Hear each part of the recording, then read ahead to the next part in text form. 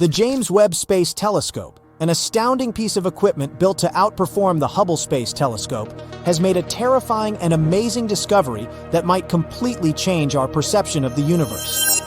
It has successfully detected a faint glow coming from a staggering 7 trillion miles away. Can this glow be shining city lights coming from some mysterious extraterrestrial world galaxies away from us? Well, let's start from the beginning. A few years ago, NASA's infrared Spitzer Space Telescope helped us spot a family of 7 rocky exoplanets orbiting the same star. This star is known as TRAPPIST-1, and recently, our new infrared powerhouse, the James Webb Telescope, has measured the temperature of one of those distant worlds. It was a planet called TRAPPIST-1b. Unfortunately, it turned out that this Earth-like planet was totally uninhabitable. Astronomers took James Webb's mid-infrared camera, called MIRI, and looked at the planet's thermal emissions. We can picture the whole process as scientists using heat-sensing Terminator vision. The results were quite disappointing. TRAPPIST-1b turned out to be scorching. Its average temperature was around 450 degrees F. That's as hot as in an oven. Plus, the planet most likely doesn't have any atmosphere. At the same time, this discovery was another record-breaking first for the telescope, which had already produced some newsworthy results by that time. It was the first time researchers detected any form of light emitted by a small and relatively cool exoplanet similar to the rocky planets in our own solar system. No previous telescope had enough sensitivity to measure such dim, mid-infrared light. When 7 TRAPPIST-1 exoplanets were first discovered, the astronomical community was ecstatic. That's because all those faraway worlds were about the size of our home planet and located in their star's habitable zone. It's the region that is just the right distance away from a star for liquid water to exist on a planet's surface. Thus, the planetary system became the best place to look for rocky planets with an atmosphere. But don't get too excited yet.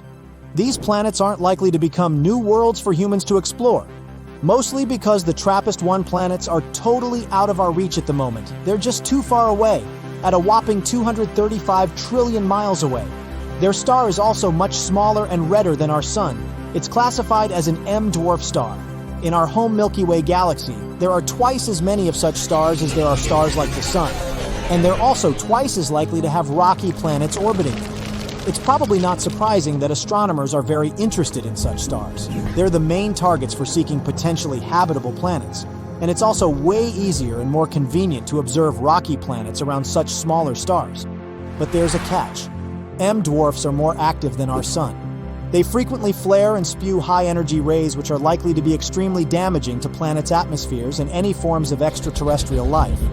When researchers examined TRAPPIST-1b before, their observations weren't sensitive enough to determine whether this world had an atmosphere, or if it was just a barren rock. But now, we know.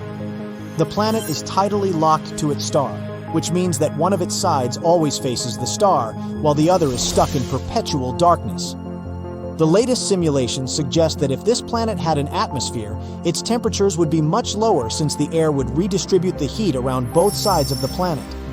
Unfortunately, the James Webb Telescope recorded much hotter temperatures than needed for such a favorable scenario. It indicates the absence of an atmosphere and knocks the planet off our list of possibly habitable worlds. But the main excitement here isn't actually the features of TRAPPIST-1b. The main takeaway is that James Webb is capable of making such kinds of measurements. It'll help us explore the atmospheres and temperatures of many other distant worlds.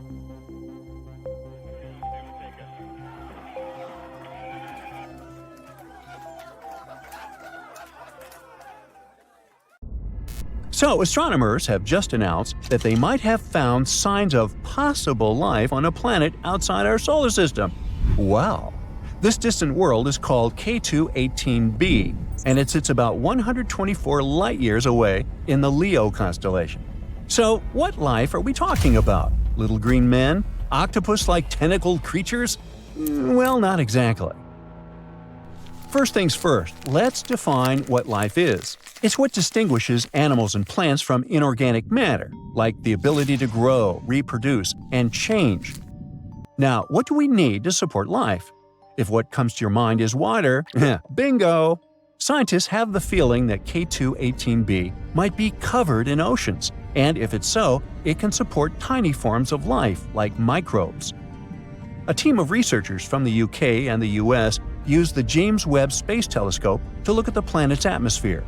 They found hints of two very special chemicals. On Earth, only living things can produce those, and the living things I'm talking about are mostly tiny ocean plants called phytoplankton.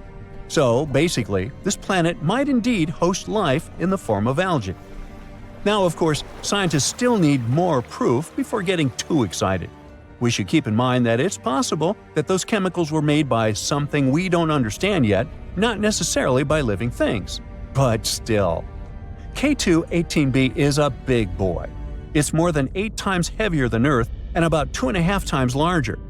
So what makes it even more interesting is that it's located in the Goldilocks zone around its star. That means it's not too hot and not too cold there, just right for the existence of liquid water, which is highly important for life as we know it.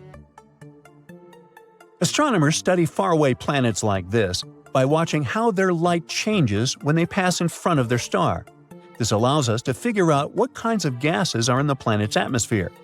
Back in 2013, the James Webb Space Telescope found methane and carbon dioxide in the atmosphere of the planet.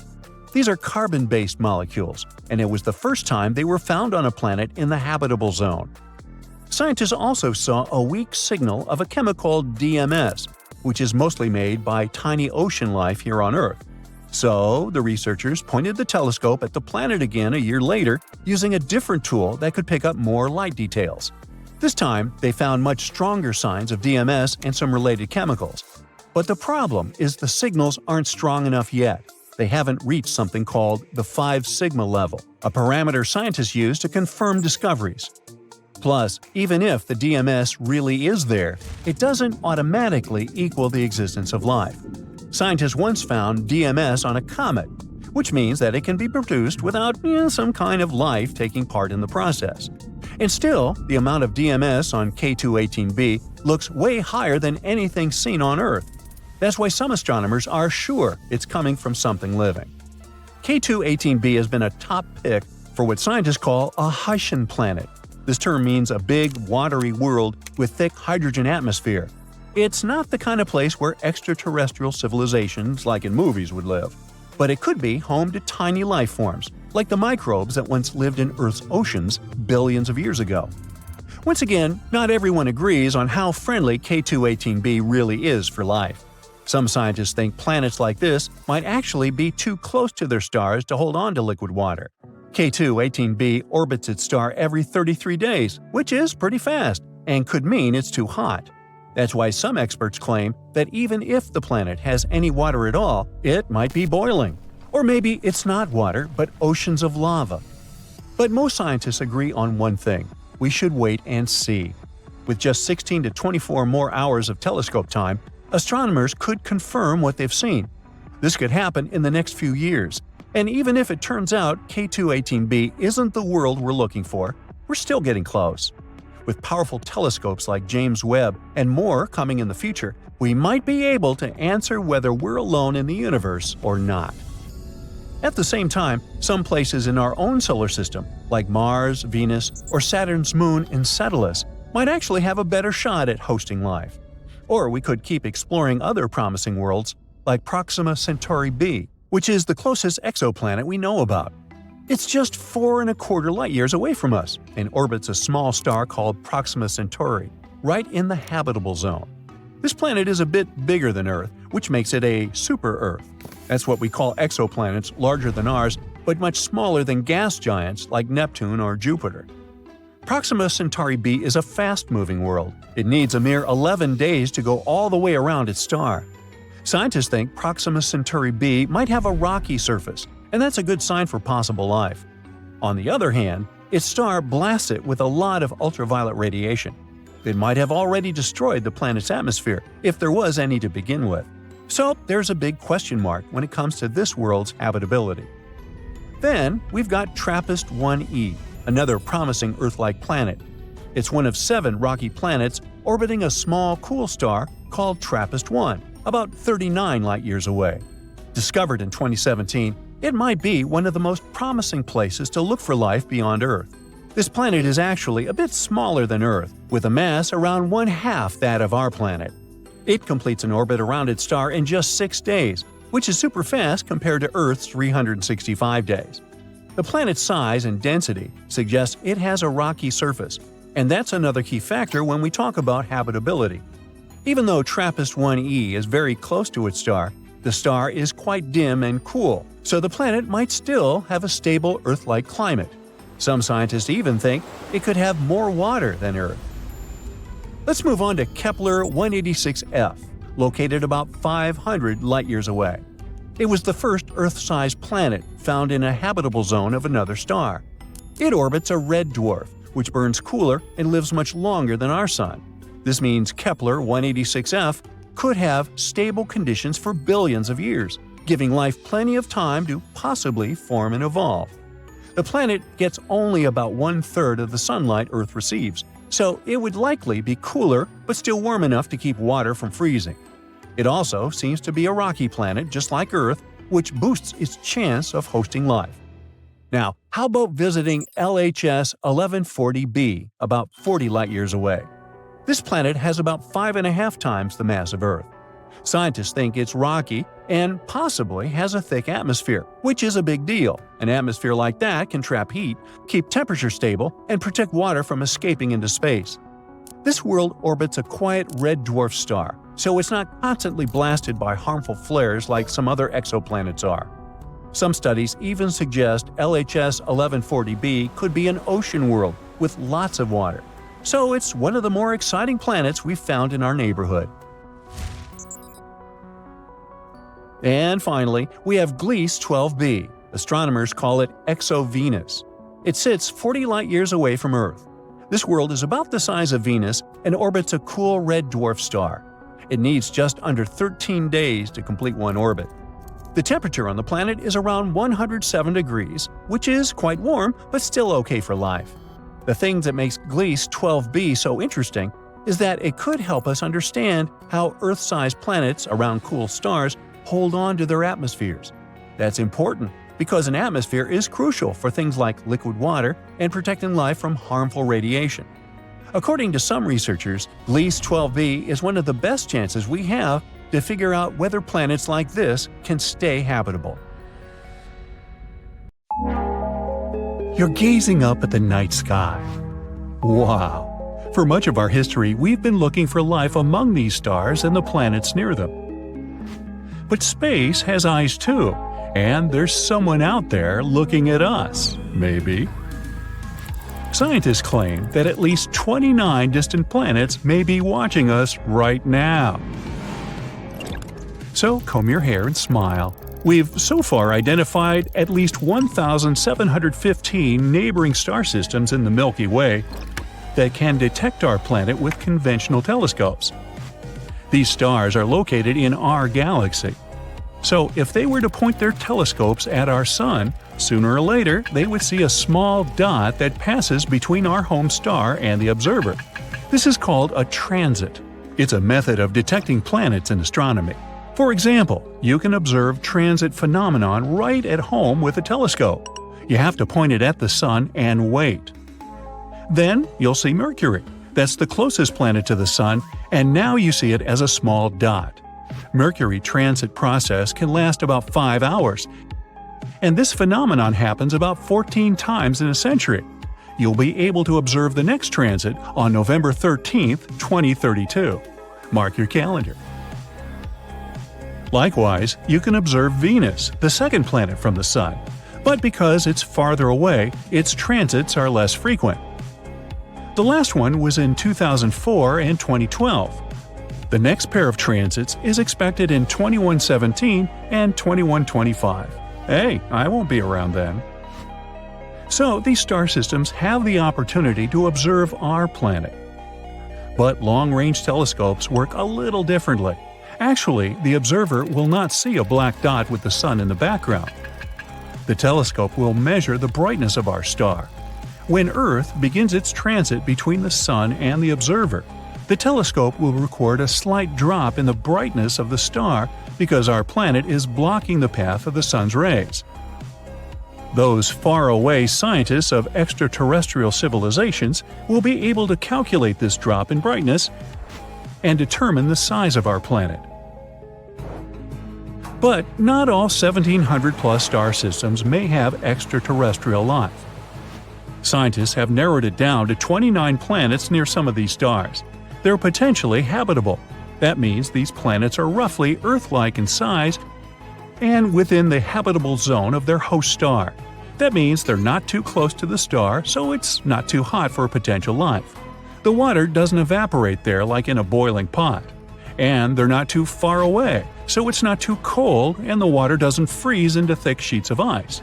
And since water is the basis of life, we can assume that civilization might exist there. Theoretically, these planets could have seen Earth transits in the last 5,000 years. So, while we were building the pyramids of Giza or Stonehenge, an extraterrestrial civilization may have been watching us. One of these planets is only 11 light-years from our home. Near the Ross 128 star, a red dwarf in the constellation Virgo. There's an exoplanet about twice the size of Earth and right in the habitable zone of its host star. Theoretically, the inhabitants of this planet could see Earth transit the Sun on a regular basis for 2,000 years. But about 900 years ago, the planet lost its position and can no longer continue observation. The other planet where Earth can be seen transiting is 12.5 light-years away, near the star called Teegarden. The window for observing our planet will open there in about 29 years. We're betting heavily on the TRAPPIST-1 star system. It hosts at least 7 exoplanets, almost like our solar system. And 4 of them are in the habitable zone of the star. But they won't be able to start observing Earth until 16 centuries from now. But we can try to make contact with these planets right now. They're all close enough to us to pick up our radio signals. Radio waves can travel through space at the speed of light, and our planet has been emitting radio signals continuously since 1895. So we're like noisy neighbors in the radio spectrum. If there's a planet somewhere with an intelligent civilization within 125 light-years of us, our radio noise would have already reached them. The only problem is, it would take about the same time to get a response from that civilization. The other problem with radio is that any civilization uses it for a relatively short period. Even now on Earth, we use Bluetooth and fiber optics more than radio, except for maybe traffic reports. And over time, all the radio noise we create will simply disappear. Also, radio communication assumes that an extraterrestrial civilization is advanced enough to use this technology. But who knows? Maybe there are life forms in space that are really different from ours. Our radio signals already could have reached that planet, but its inhabitants simply aren't capable of receiving them. And the moment these life forms build antennas to receive the signal, we'll no longer emit them. But we don't lose hope, and we even send encrypted radio signals into space to communicate with extraterrestrial civilizations. In 1974, we sent the Arecibo message into interstellar space. If some civilization can decipher it, they'll get a rectangle like this. It has all the information about humanity. At the top is our number system, then the atomic numbers, and then our DNA, which is pictured below. Then a human being itself, of course. Below is a diagram of our solar system. Earth, the third planet from the Sun, is slightly elevated.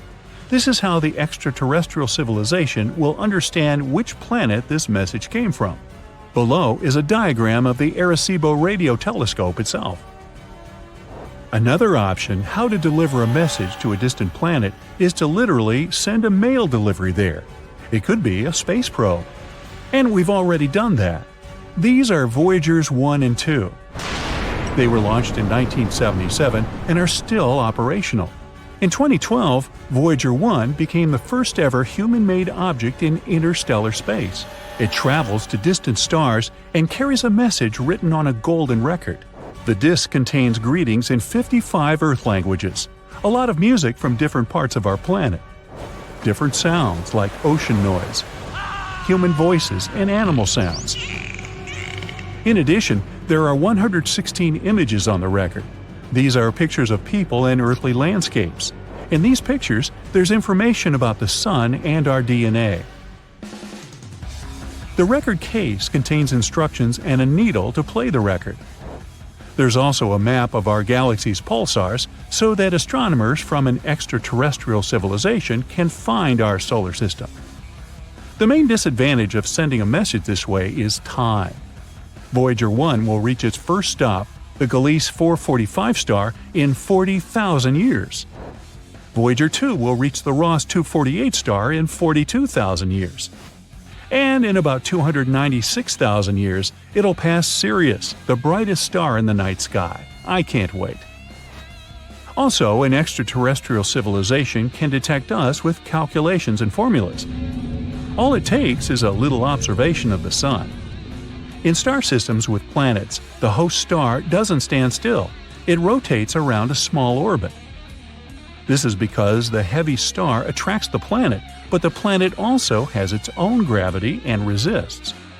This shifts the star a little and causes it to orbit around. An extraterrestrial civilization can calculate this shift of the Sun and determine the mass of the planets near the star. Using such a method, astronomers were able to find 548 exoplanets.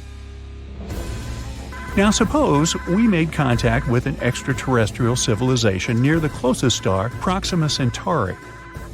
There's indeed an exoplanet there, but radiation from the host star would destroy any life forms.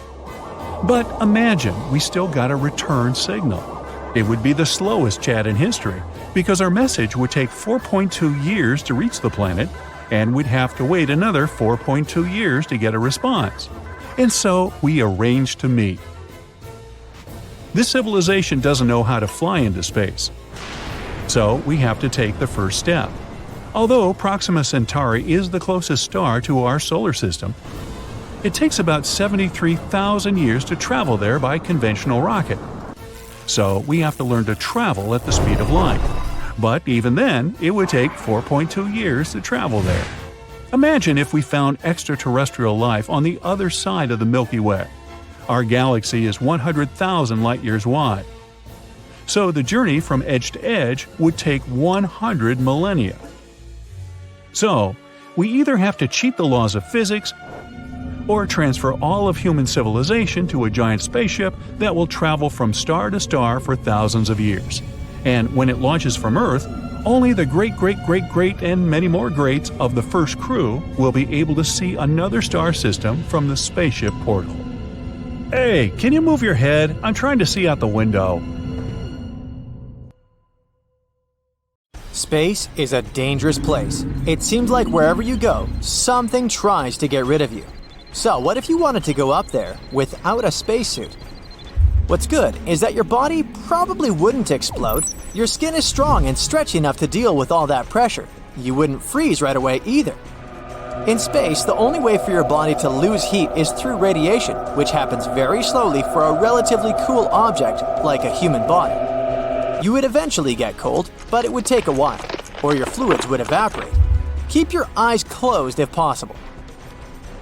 Okay, the air would be the first emergency problem here. Your brain wouldn't be able to get oxygen, so you'd pass out within 15 seconds, and within 3 minutes your brain would shut down forever. If someone rescued you within the first 30 seconds, you might only have some bruises on your skin from all the pressure changes. Hopefully you didn't try to hold your breath before they catapulted you out there though. In that case, the air in your lungs would cause them to rupture, which again wouldn't be a happy end. But here's a spot where no one would be able to save you: the center of the galaxy.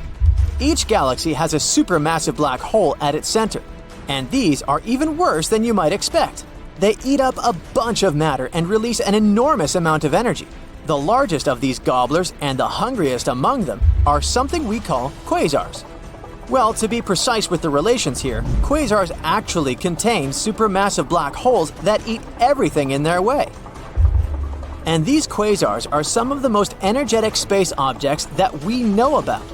When something falls into a quasar, it gets really hot and shoots outward at very high speeds because of the strong radiation force.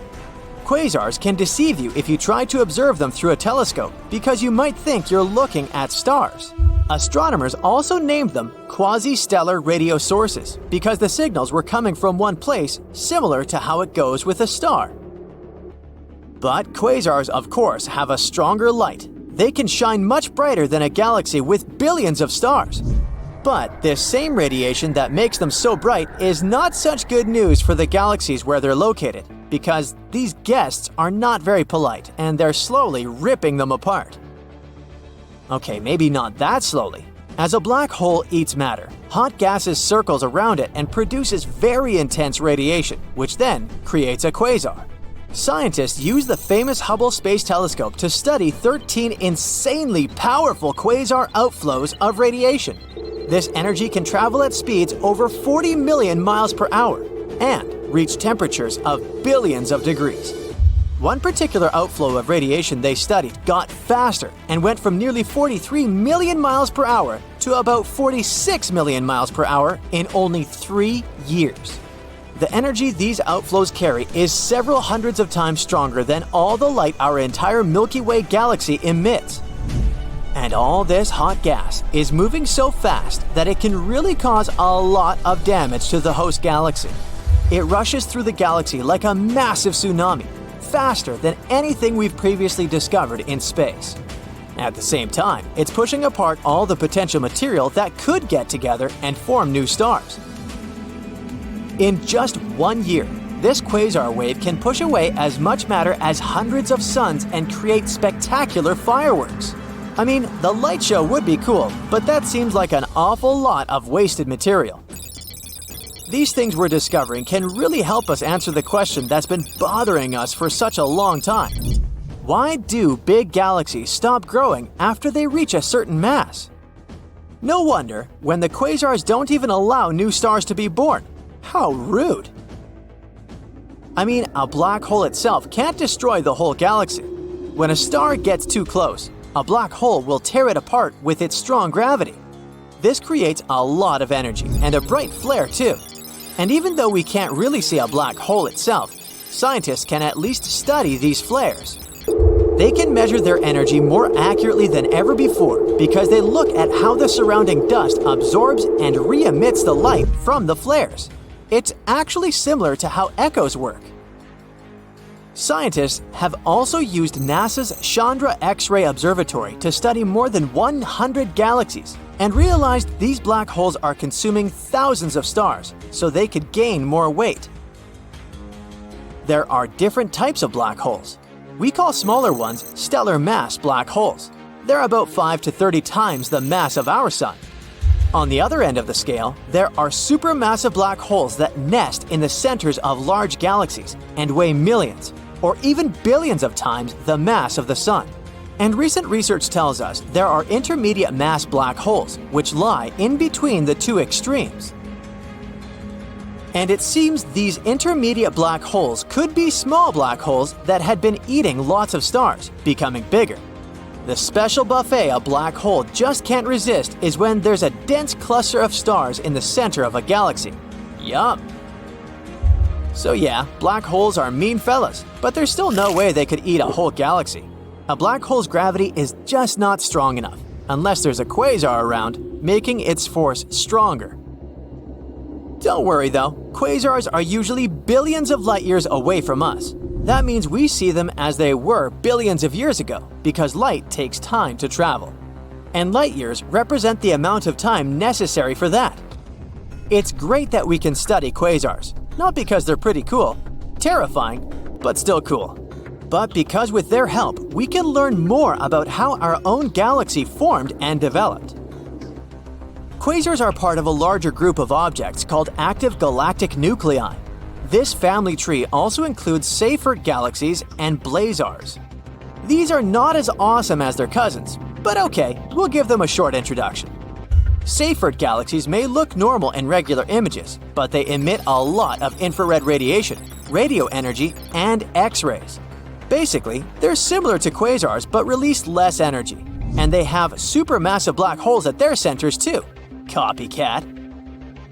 Blazar and quasar sound pretty similar, huh?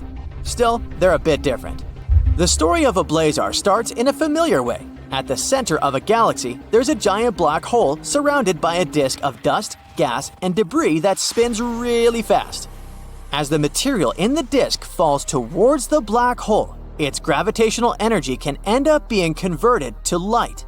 This makes the center of these galaxies very bright, and we call them active galactic nuclei.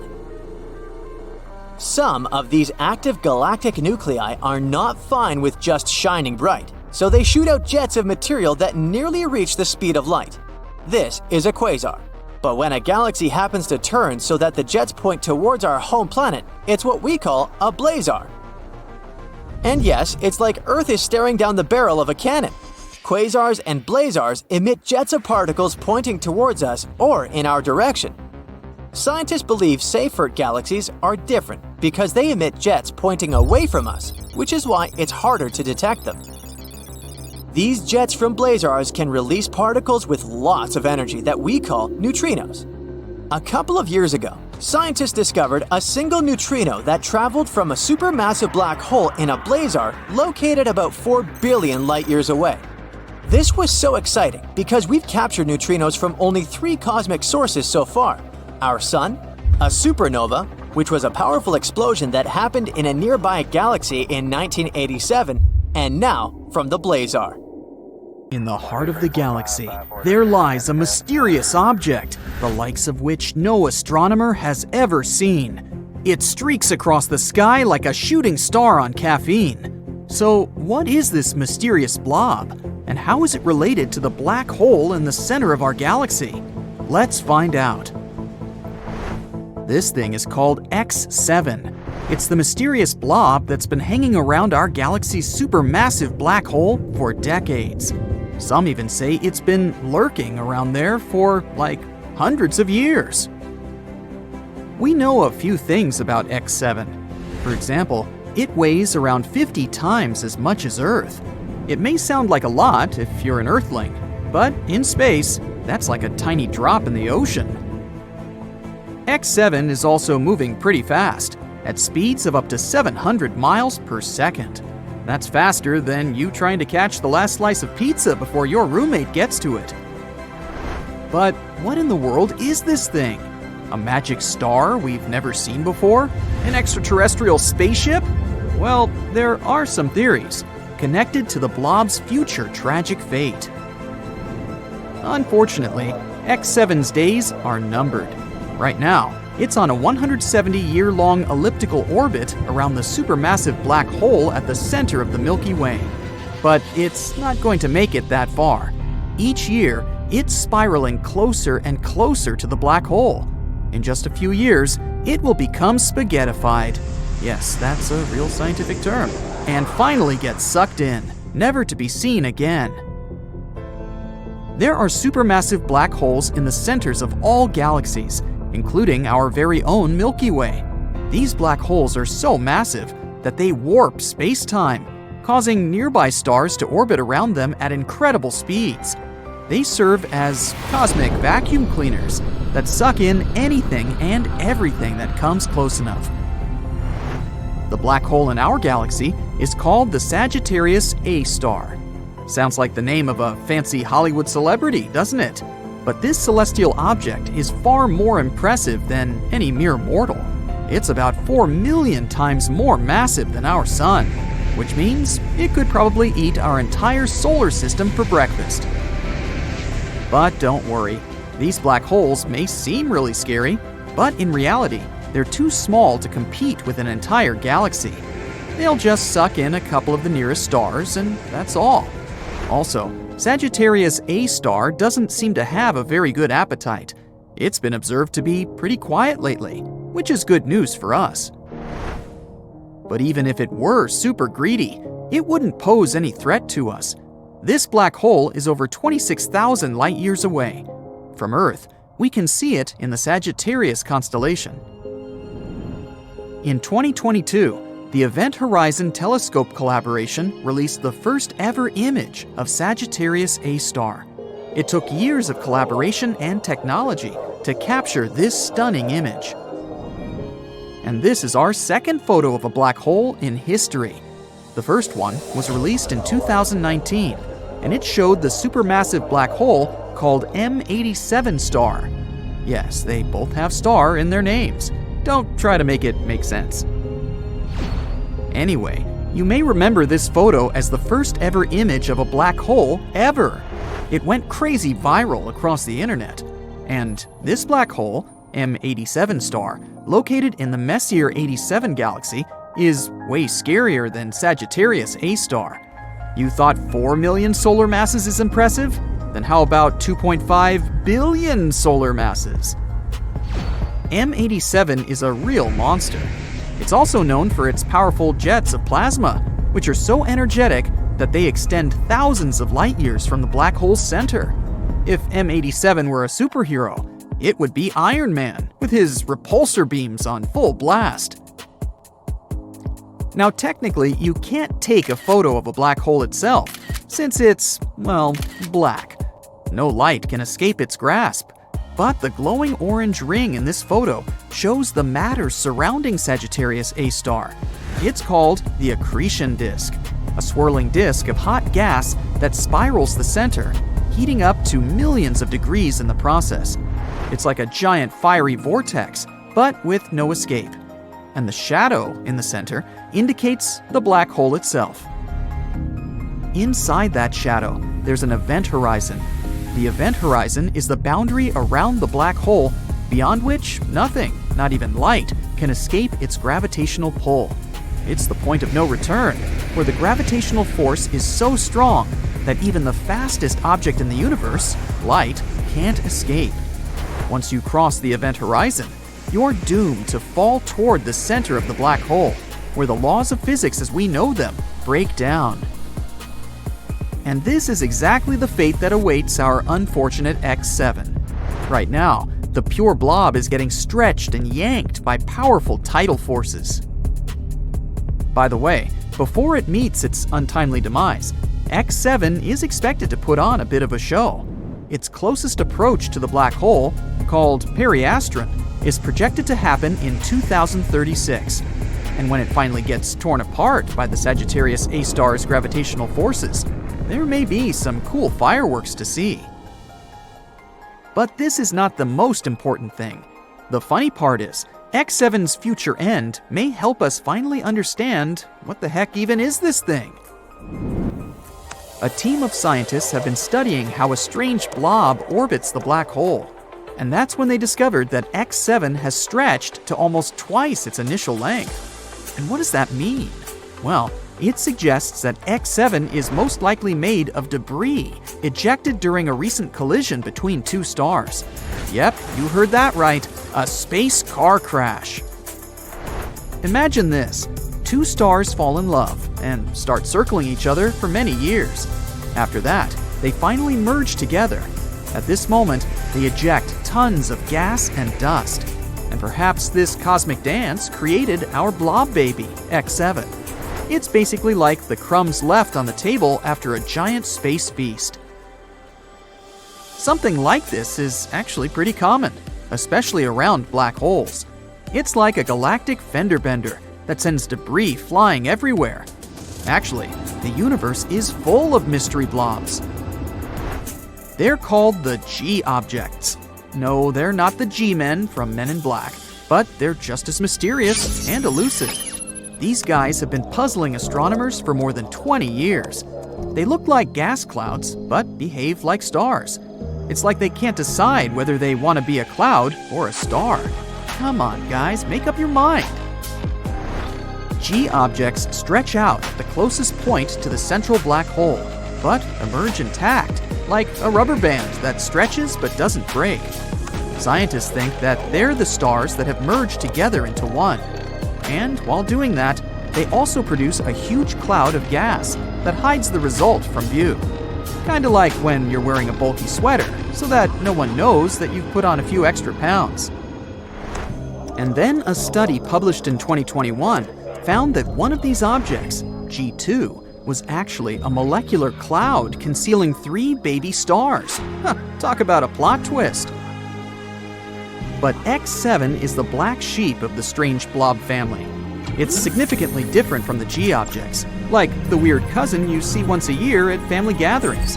Its evolution has been more dramatic. Also, it's not being held together by a mass lurking in its center. So what is it being held together by? Pixie dust? Magic? We need answers! That's why scientists believe that X7 isn't a G object itself, but debris left from it. Or maybe not. We have no idea. The possibilities are endless, and that's what makes astronomy so exciting. So let's keep our eyes on the skies and see what other strange objects are out there. Who knows? Maybe we'll discover another mystery blob, and this time it's going to be a spaceship. Now that would be awesome. Right now, 4 tiny, Earth-like planets are chilling around one of the closest star systems to us. We're talking second closest. These little rocky worlds are each about 20 to 30% the mass of Earth. So not quite Earth 2.0, but still pretty solid.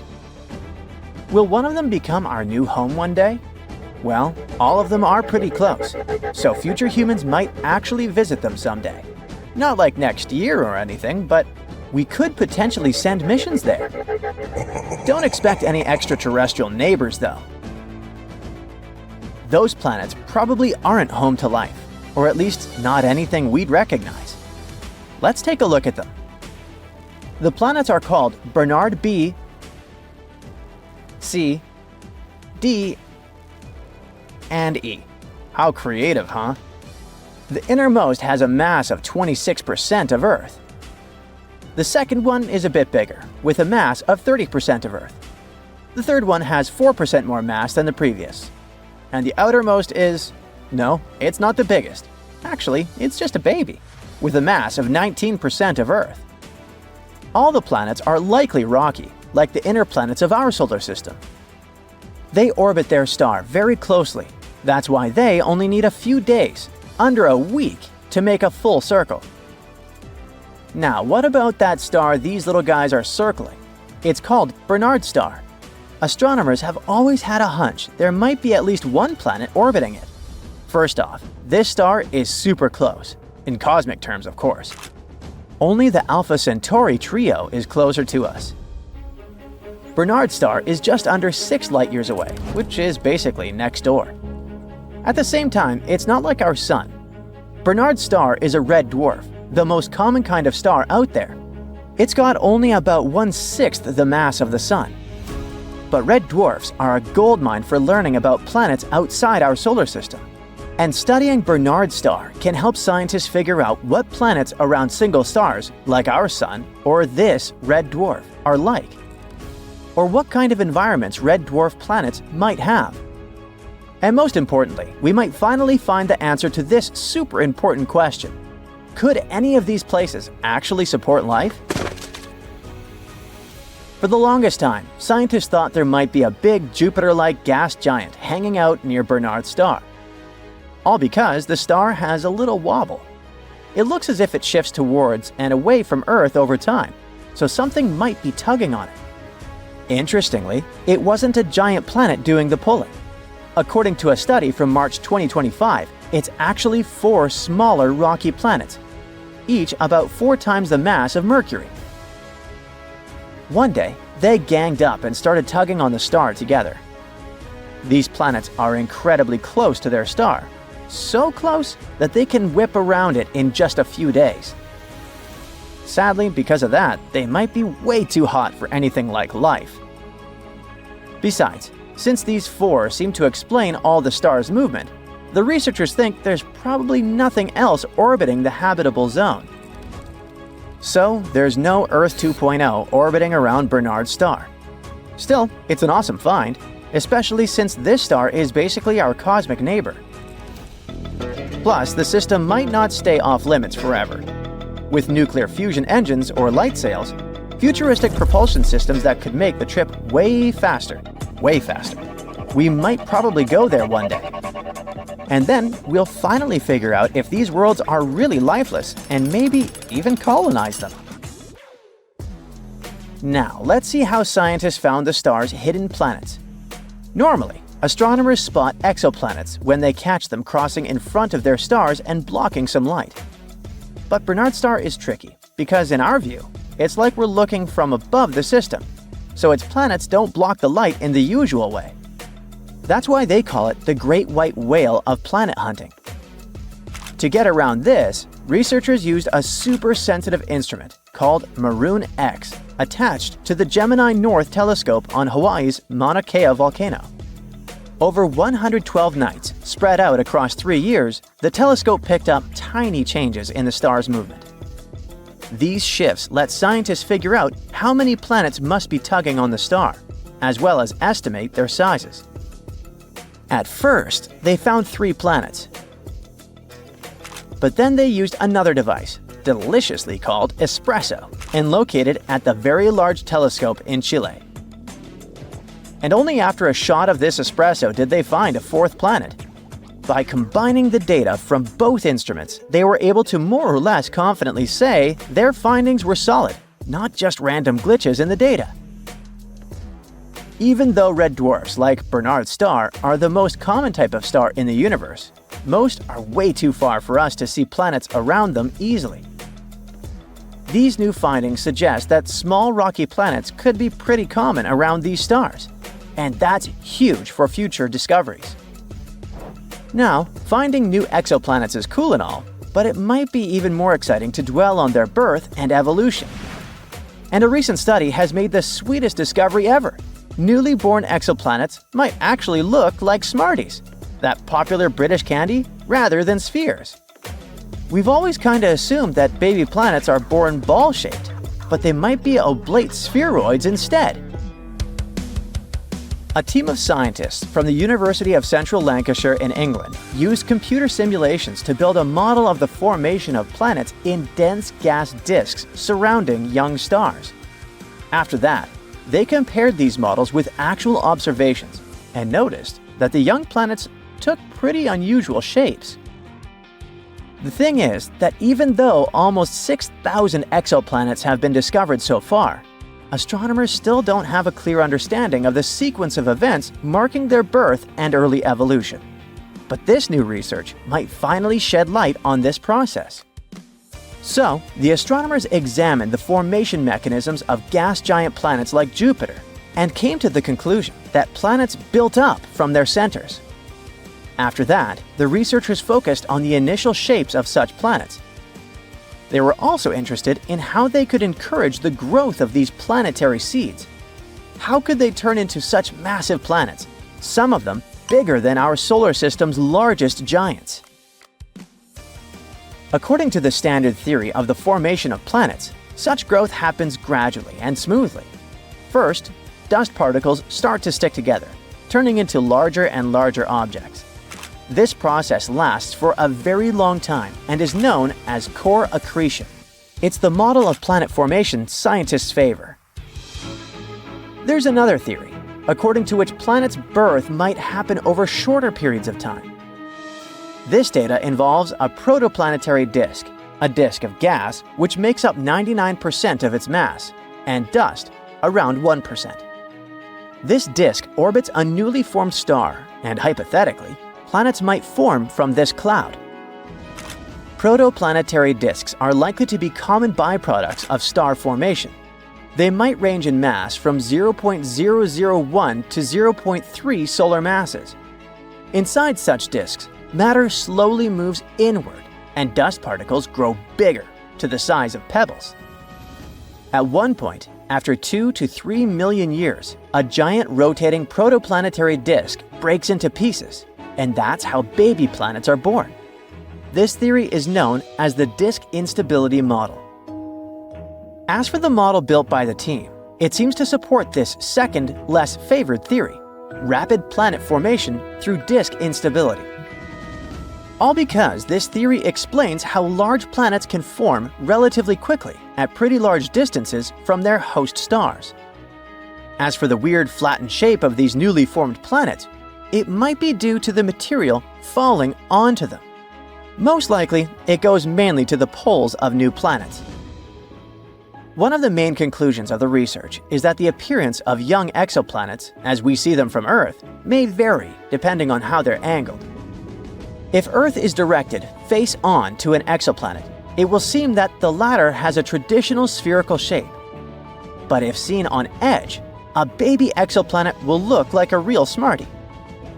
The team is going to continue to investigate the formation of planets with the help of an improved computer model. They believe they can find out the role the environment around a young planet plays in affecting its shape and formation. You fly away from Earth at a safe distance in your super modern spaceship, and then bam! You travel faster than the speed of light in interstellar space. How cool! The light from thousands of stars rushes past you. A few minutes, and you're on the other side of the Milky Way and going to work. Such travel has long been common for humans, for you are a member of the human civilization that has conquered the entire galaxy. But it took almost 90 million years to get there. So how did we achieve this? It's like a computer game. In the beginning, we had a fleet of 3 motherships that could travel at 310 miles per second. Each of them had 10 colonization pads. The ship could undock a pad and drop it on the desired planet. We also had 2 speed ships that traveled twice as fast but could only colonize 1 planet. Each colonized planet could send 1 new ship on an expedition. So humanity was able to spread across the galaxy in 90 million years. Most of that time was spent flying from star to star. So the main problem of colonization is speed. Year 2021. Our spaceships can now fly at about 24,850 miles per hour. That's enough speed to travel from New York to Los Angeles in less than 4 minutes. But a trip to neighboring planets like Mars still takes about 7 months. The nearest star to the Sun, Proxima Centauri, is 4.2 light-years away. That means light, the fastest thing in the universe, takes 4.2 years to get there from the Sun. It would take our rocket 73,000 years to get there. That's longer than an advanced human civilization has existed. And our galaxy, the Milky Way, is 105,000 light-years wide. So even traveling at the speed of light would take forever. So, naturally, humanity came up with other ways to travel. Let's move into the future and imagine that we've solved this problem. We started accelerating with microscopic probes propelled by a directional laser beam from Earth. This made it possible to reach speeds of 25% of the speed of light, still very slow. The problem was that nothing that has mass can travel at the speed of light. So we moved on to the Alcubierre drive study. This method doesn't involve moving from point A to point B, but instead compressing the space between those points. Here's a piece of checkered paper. Imagine that you need to travel 3 squares to your destination. Instead of moving in a straight line as fast as possible, we squeeze these squares so that our spaceship is at point B. Now we unsqueeze them back. Space is normalized and we've traveled, in fact, standing still. This is how the Alcubierre drive works. It compresses space in front of the spaceship and expands it behind its tail.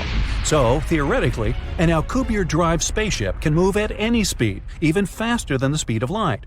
But the amount of energy needed to do this is enormous, and it could be compared to the mass energy of the entire planet of Jupiter. So, while some scientists were working to improve the Alcubierre drive, others were looking inside the most mysterious object in the universe, a black hole.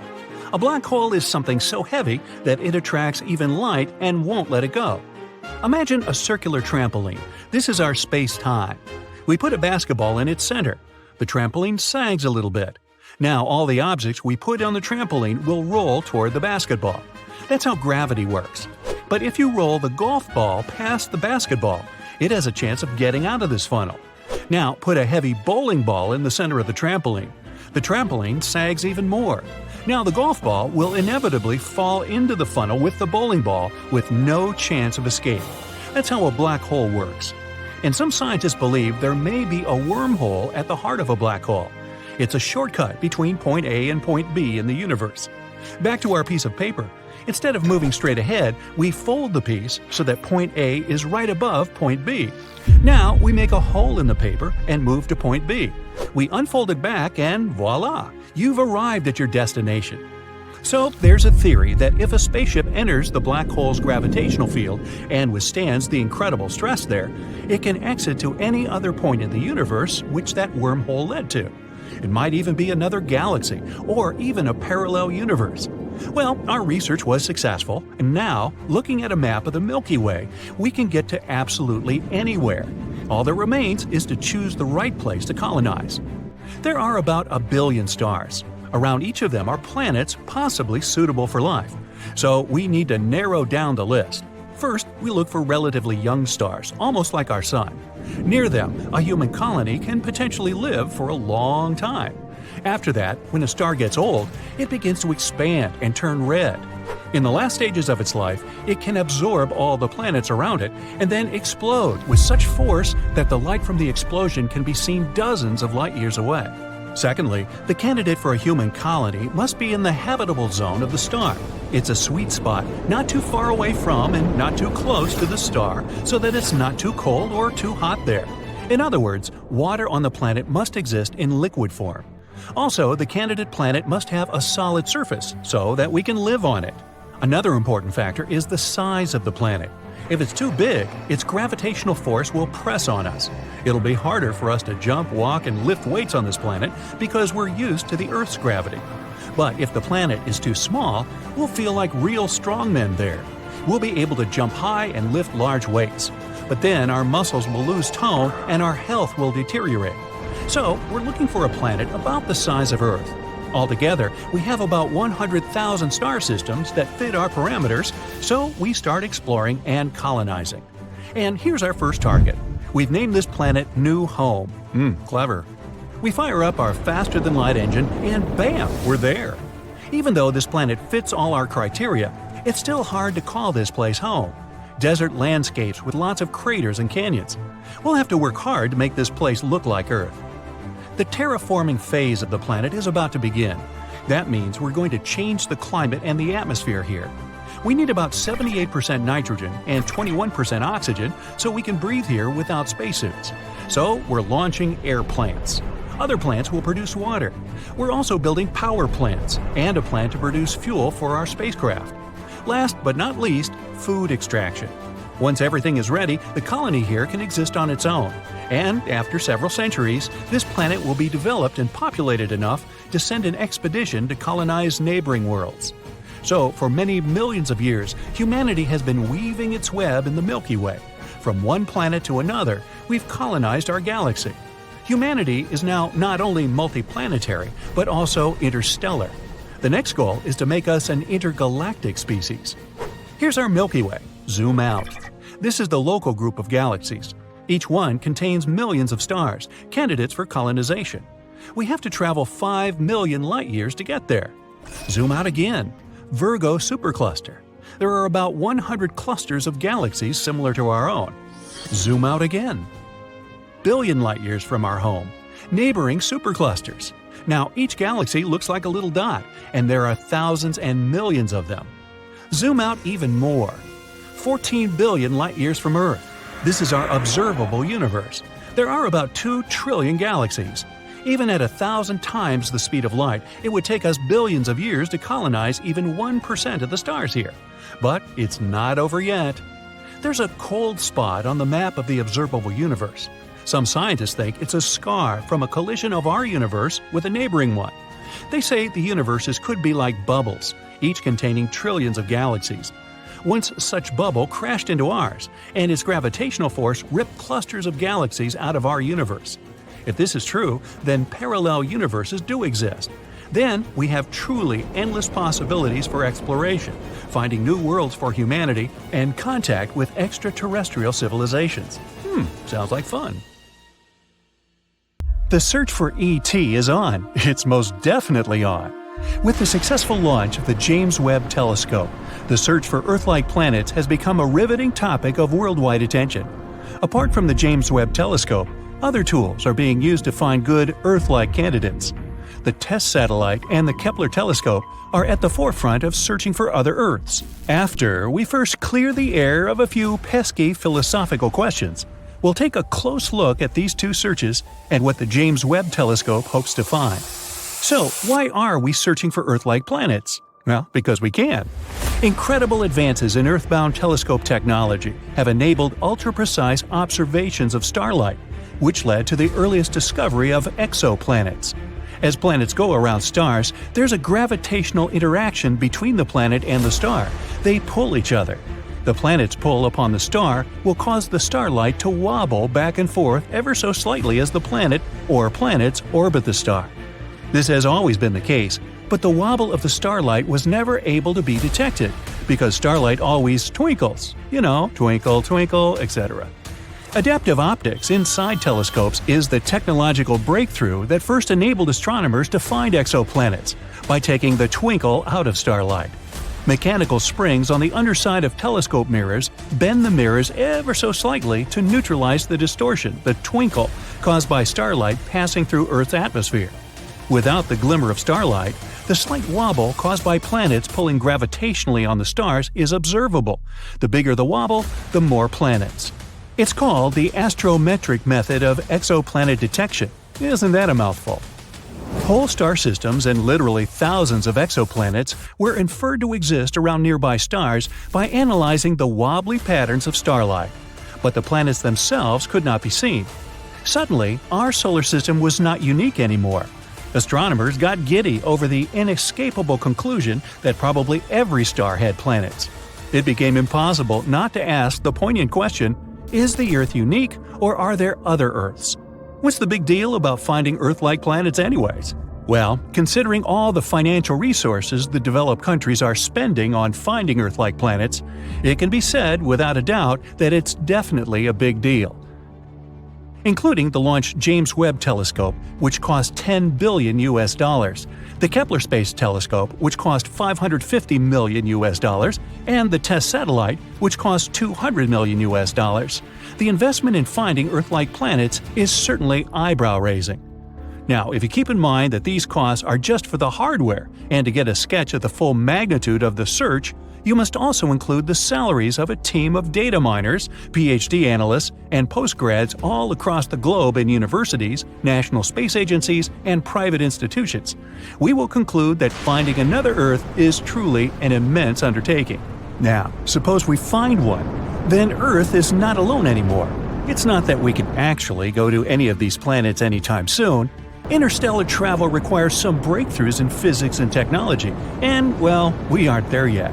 But knowing that there are planets out there in the Milky Way that are like Earth in all the essential respects, like liquid water, oxygen, and habitability, will make space less foreboding, more welcoming, more exciting to study and explore.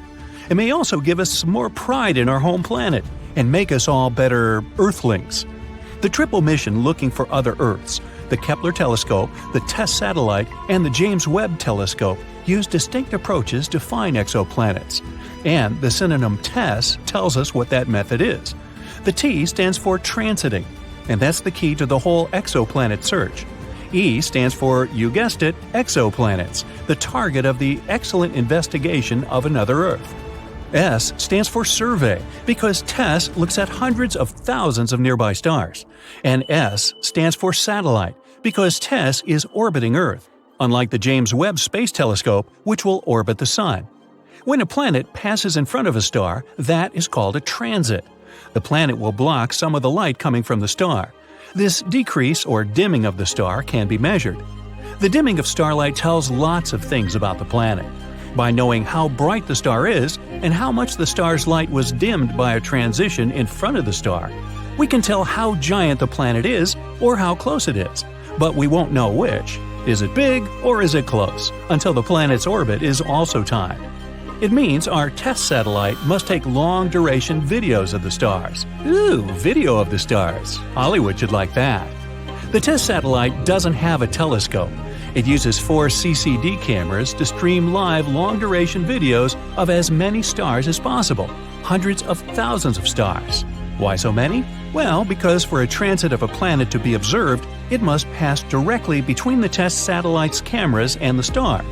If the planet is not on the exact line-of-sight angle between the star and TESS's cameras, it cannot be seen because it will not cut off any starlights. Planetary transits are rare. For example, Venus passes across Earth's view of the Sun only every couple hundred years, yet TESS's cameras are seeing many planetary transits among the hundreds of thousands of stars it takes streaming long-duration videos of, and you know what that means.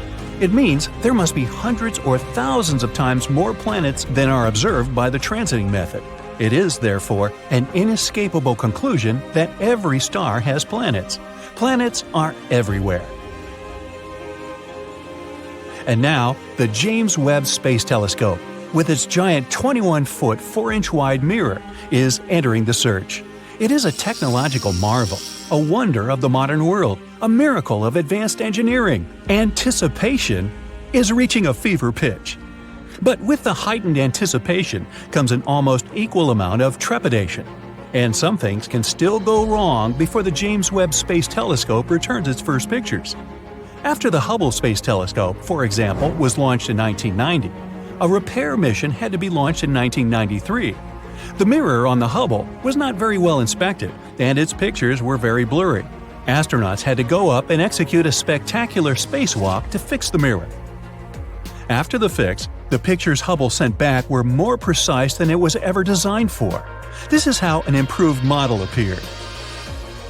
That cannot happen with the James Webb Telescope. The Hubble orbits the Earth and is accessible to astronauts. The James Webb Space Telescope orbits the Sun and is well beyond the Moon, out of the reach of astronauts, because there is no spacecraft equipped to carry him there. It cannot be manually fixed if something goes wrong. Adding to the challenges, the James Webb Space Telescope has only one onboard camera to inspect any damage it may suffer or mechanical malfunctions that might develop in the harsh environment of interplanetary space. Any remote fixes will need to be done blind from Earth. The James Webb Space Telescope is now fully deployed. The 18 mirror segments will need to be aligned to produce a single image. This critically important process will take several months to complete once the telescope is fully deployed. 70 of the first 286 observation assignments of the telescope target exoplanets. Using data from previous exoplanet searches, it will not have to waste time searching for exoplanets. Their locations and orbits are already known. The James Webb Telescope will go right after them. The James Webb Space Telescope is not an optical telescope in the same sense as the Hubble Space Telescope or any ordinary telescope that sees visible light. It sees infrared light. The pictures of planets are expected to be bright dots, somewhat fuzzy if they have atmospheres. The spectra of the planets will yield the most information about the exoplanet. Any gases around an exoplanet will absorb some starlight as the starlight passes through the planet's atmospheres. Suppose there is methane in the planet's atmosphere, oxygen, or carbon dioxide, the gases that most indicate life. In that case, the James Webb Telescope will be able to pick them up by spectroscopic analysis. An entire portrait of the exoplanet can be formed from the infrared information, its temperature ranges, atmospheric content, the likelihood of liquid water, and even the probability of life. And that's a big deal. The James Webb Space Telescope has other missions to perform too. It's assigned to examine star formation and planet formation in nebula in the Milky Way.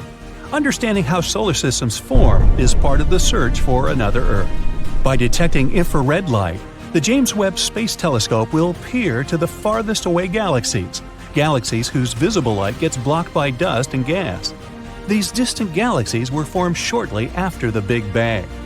Galaxy formation is an essential mission for the James Webb Telescope. These most distant galaxies are accelerating away so fast that the light they emit is stretched below the frequency of the visible spectrum, into the infrared. The Great Telescope can see these previously invisible galaxies. We hope to learn about the mysterious dark energy that is causing the universe to expand at an ever-increasing velocity.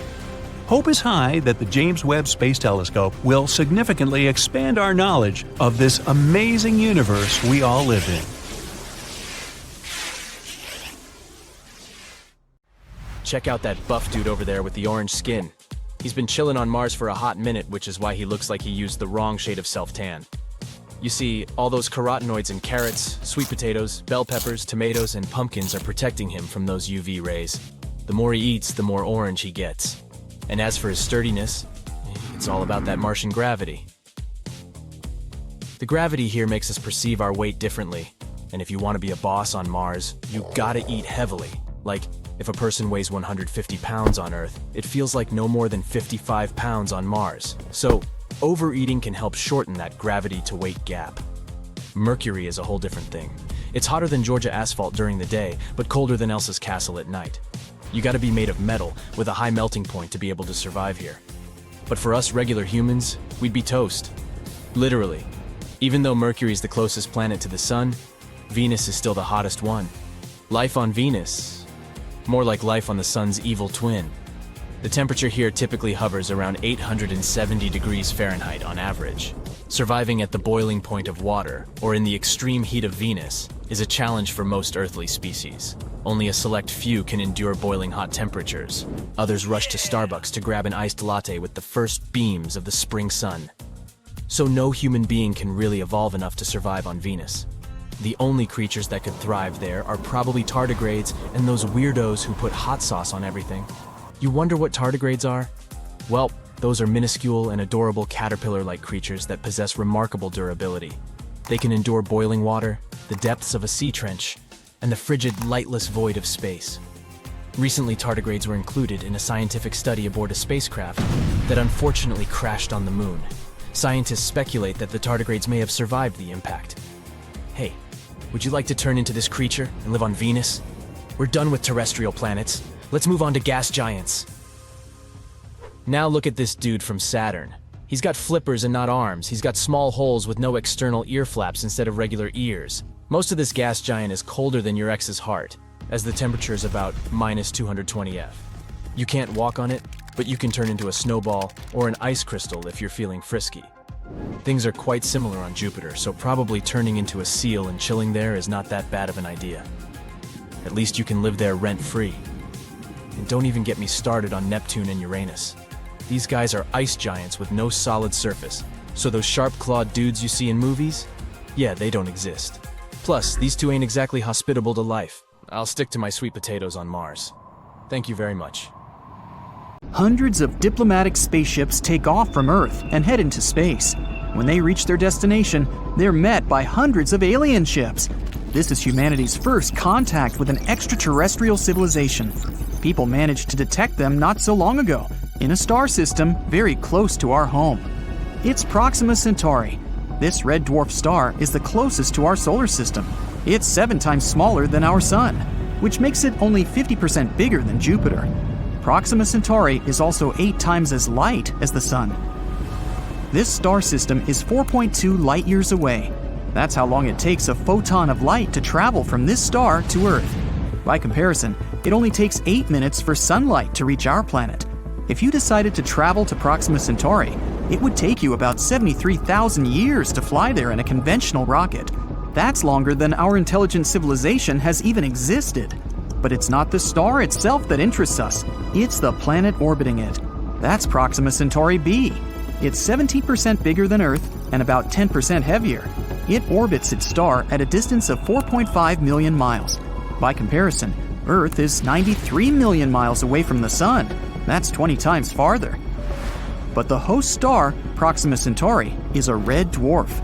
It doesn't emit as much light and heat as our Sun. So the planet Proxima Centauri b is right in the habitable zone of the star. It's located at such a perfect distance from its mother star that the planet neither gets too hot nor turns into a block of ice. In other words, the temperature there makes it possible for water to exist in its liquid state.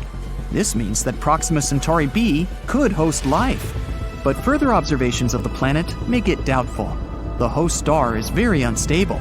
Its brightness changes too frequently. In 2017, astronomers witnessed a catastrophic flash. The star increased its brightness by 1,000 times for 10 seconds. Before that, there was another weaker flash. The planet received an enormous amount of radiation. If there had been life there, that flare would have wiped it out completely. Overall, Proxima Centauri b receives about 400 times more X-rays than Earth. Complex living organisms cannot live under such conditions. Scientists say that even if there was an atmosphere and an ocean on Proxima Centauri b, this constant radiation would simply blow them off the planet. Proxima Centauri b is so close to its host star that it's gravitationally locked to it. This means that the planet is always turned to the star with only one side, just like the moon is turned toward Earth. That means that only one side of the planet receives this awful amount of radiation. And some experts speculate that an intelligent civilization might live on the night side of the planet. And it could be this civilization that sent us the strange signal that astronomers caught in 2019. Scientists described it as, quote, a bright, long-duration optical flare, accompanied by a series of intense, coherent radio bursts. This radio signal was observed for 30 days by one of the radio telescopes on Earth. Scientists thought the signal was artificial and could have been sent by an extraterrestrial civilization. Presumably, the signal came from Proxima Centauri b, or one of the moons that might be in that star system. But further observations failed to detect the signal. Now, the main theory claims that this radio signal is just some kind of interference from some technology on Earth. But what if it was really sent by a civilization living on the dark side of Proxima Centauri b? Well, we may soon find out for sure. People are launching a brand new telescope into space. It's the James Webb Space Telescope. It's scheduled to be launched at the end of 2021. A booster rocket will take off from Earth and reach orbit. Then, it'll deliver the telescope to a specific point between our planet and the Sun, where their gravitational forces are roughly equal. Plus, there's no light pollution in space, unlike on Earth's surface. There are also no clouds or other weather conditions that might interfere with the telescope. The James Webb Space Telescope will replace the Hubble telescope, which has been operating in space since 1990. The new telescope costs $9.8 billion. And here's why. It'll use a mirror as wide as a boxing ring. This will allow the telescope to see very far into space. So far, in fact, that the light from some events happening there won't have reached Earth yet. This means we will literally be able to look back in time. The James Webb Space Telescope will see the universe almost immediately after the Big Bang. We'll see how the first stars and galaxies were born, and how the universe turned into what we observe today. But also, this telescope can be used to examine Proxima Centauri b. Astronomers will be looking for artificial light there, like the LED lights we have on Earth. If Proxima Centauri b really hosts life on its night side, then the locals must have learned to transfer heat and light from the day side of the planet, and they would have to use artificial light to support life on their side.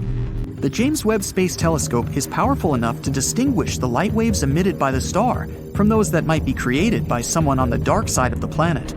And if we do detect some artificial light, we'll have the first ever confirmation that an intelligent civilization might exist outside our solar system. But there's always room for error in calculations and data interpretation. The only way to establish the truth once and for all is to send a space probe to Proxima Centauri. Then we can get real pictures of the planet. The main problem is distance. Although Proxima Centauri is the closest to the Earth star system, it still takes tens of thousands of years to get there. After all, the Voyager 1 space probe needed about 44 years just to leave the solar system.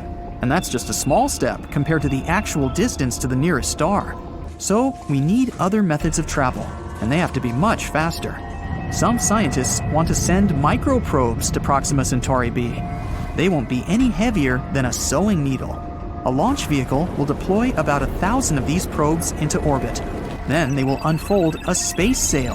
This is an ultralight material that will use the power of light to create thrust. When the sail is deployed, we'll focus a powerful laser beam onto it. This will accelerate the probes to about 20% of the speed of light.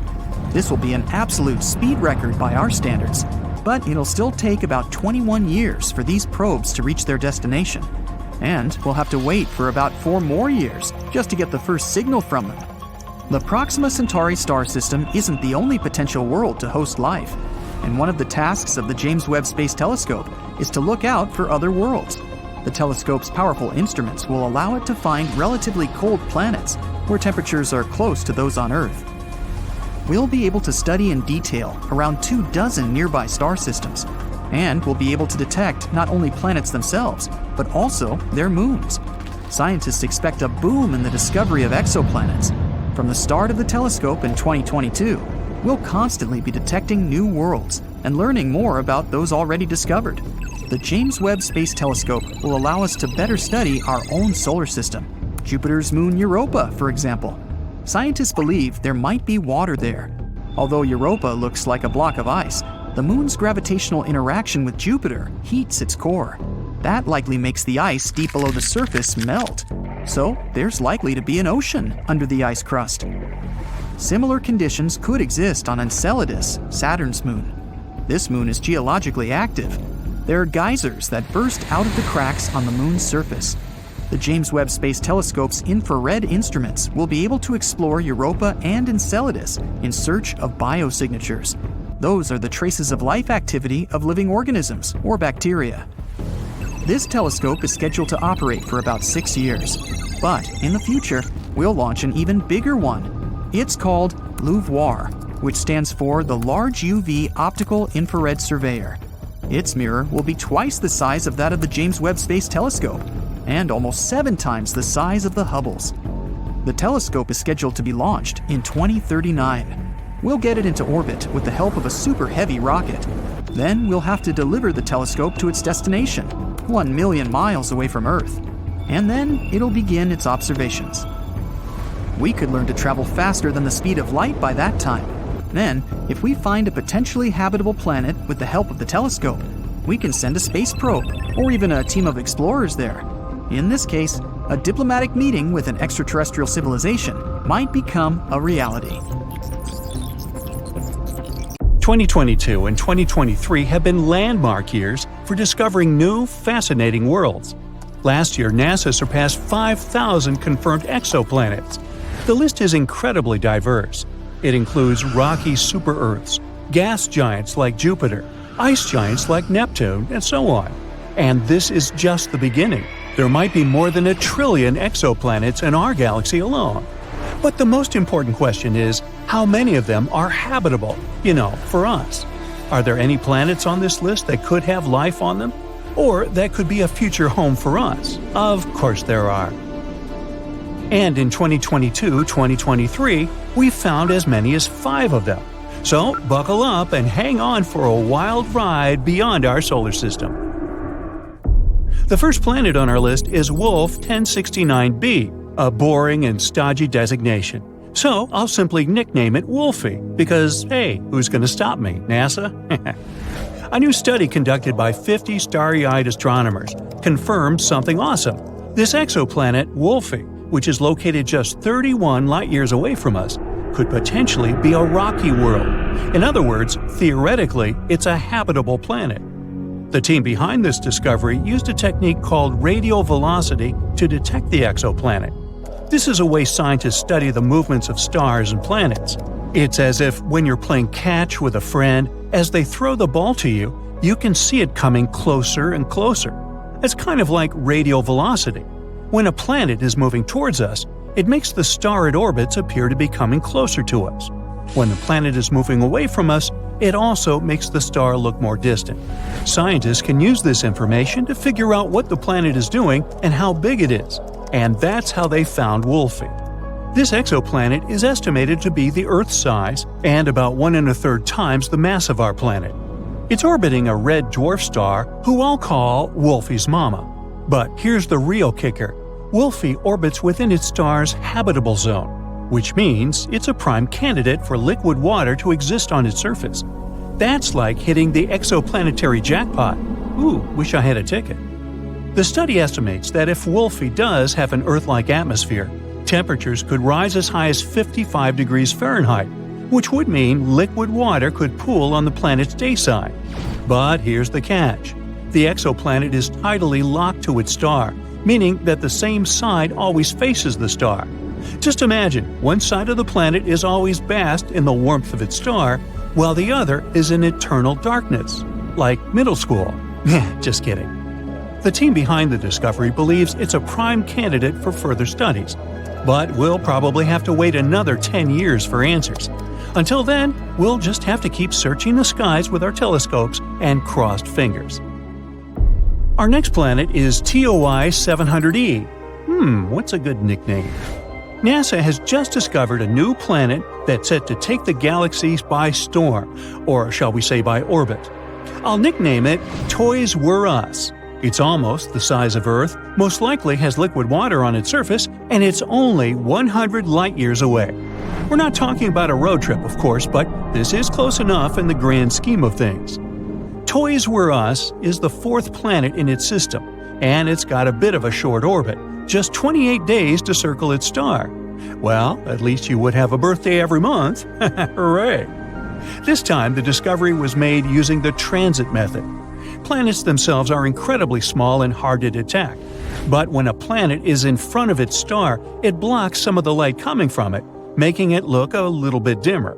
As soon as the planet moves away, the star gets brighter again. So, to find the planet, scientists watch very carefully to see if the star's brightness changes. If it does, that means there's probably a planet playing hide-and-seek with us. And that's how they discovered Toys Were Us. The TESS mission discovered it. It discovered 66 new exoplanets and 2,100 more candidates waiting to be confirmed. TESS has been very busy creating imaging for 75% of the sky. Talk about efficiency! Toys Were Us is located in the optimistic habitable zone, between planets C and D, but it may be tidally locked, just like Wolfie, so we might have to settle for a one-sided water world.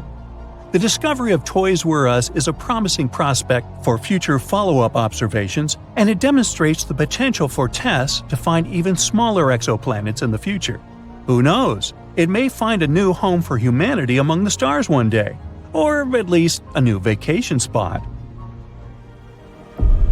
Next, we have twins GJ1002b and GJ1002c. The galaxy just got a little bit closer to us with the discovery of two exoplanets, which I'll nickname Hansel and Gretel, that are just a stone's throw away from our solar system. That's right, these two Earth-like planets are located less than 16 light-years away, which is just a hop, skip, and a jump in space terms. For comparison, Proxima Centauri b is the closest Earth-mass exoplanet at 4.2 light-years away. So, these two new neighbors are among the closest to us. They both orbit a red dwarf star with barely 1/8 the mass of the Sun. It's quite cool and faint, but that's okay, since both planets are very close to it.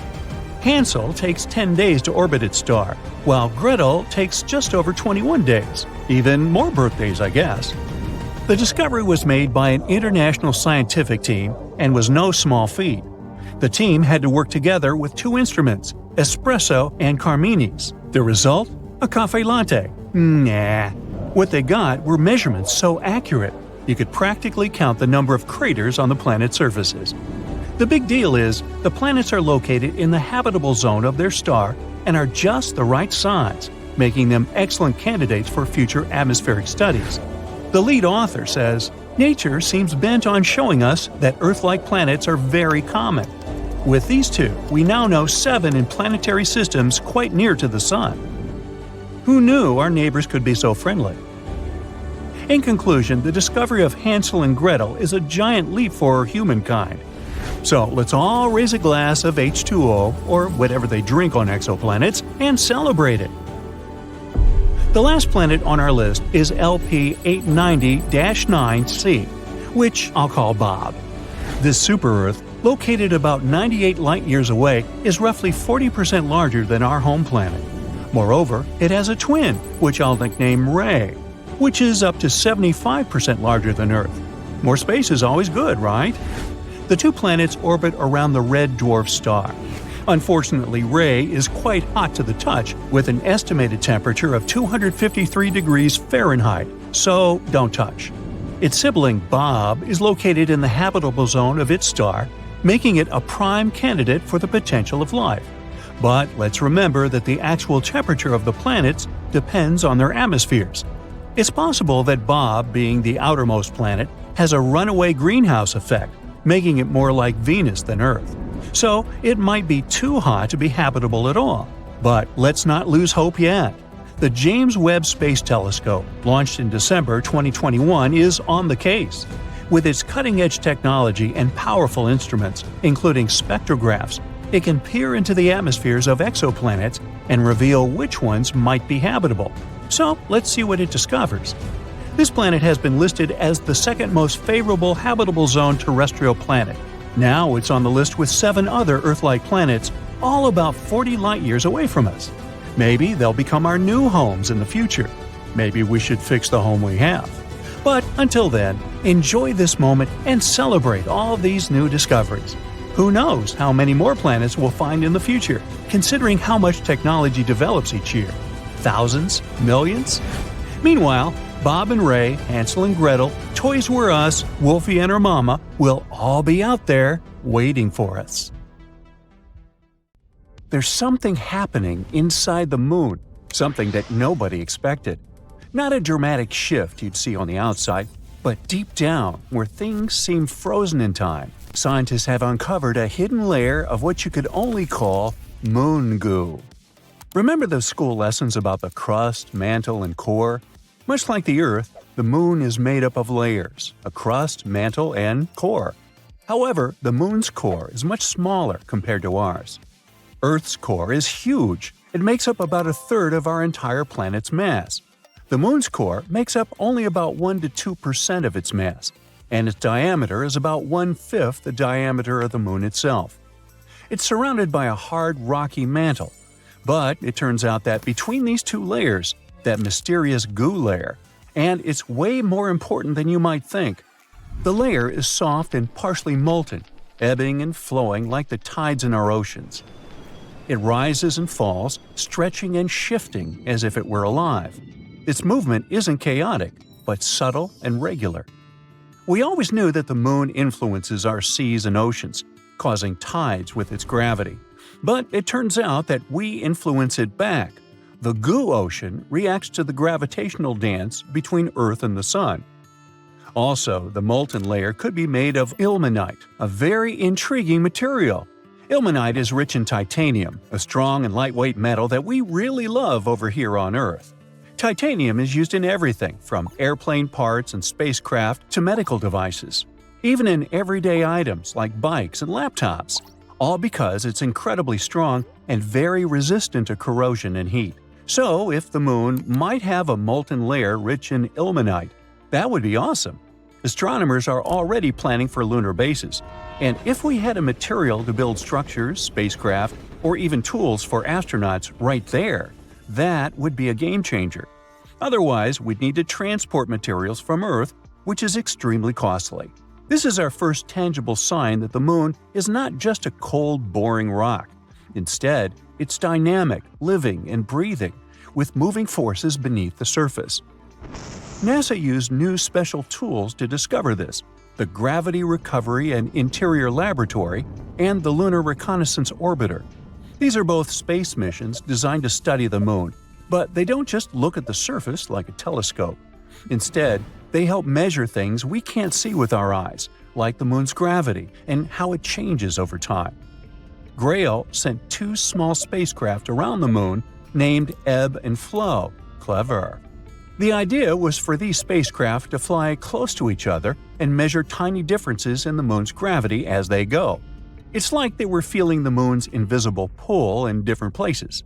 If the moon's gravity was stronger in one spot, the spacecraft moved closer together, and if it was weaker, they moved farther apart. This helps scientists understand what's going on inside the moon, even if they can't actually go there. And the spacecraft intentionally crashed into the moon in December 2012 to end the mission. The Lunar Reconnaissance Orbiter is a bit different. It takes super detailed pictures of the moon and collects other important information about its surface. By combining the information from both Grail and LRO, we were able to find this goo layer.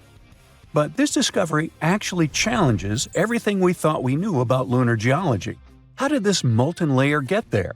How long has it existed? And perhaps more fascinating, how it stayed warm for millions of years? That's some million-dollar questions. The moon's core generates heat just like ours. But it's not as easy as saying, oh, the core's heat probably keeps it warm and molten. Well, first, the moon's core is much smaller and less active than Earth's, meaning it produces significantly less heat.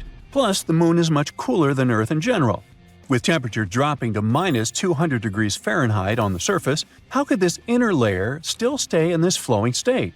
That's still a mystery. In any case, this goo could actually explain a lot of stuff about the moon. For example, astronomers were exploring moonquakes and how they happen. Now they think that it might be this semi-molten layer shifting and moving beneath the surface. Now, beyond the moon itself, it also tells us more about other celestial bodies.